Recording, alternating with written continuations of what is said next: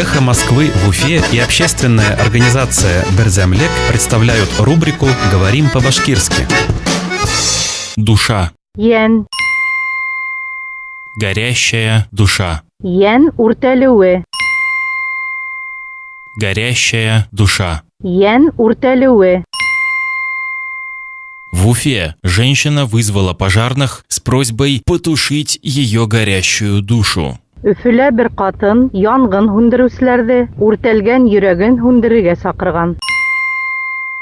В Уфе женщина вызвала пожарных с просьбой потушить ее горящую душу. Өфөлә бер катын янгын һүндерүчеләрне үртәлгән йөрәген һүндерергә сакырган.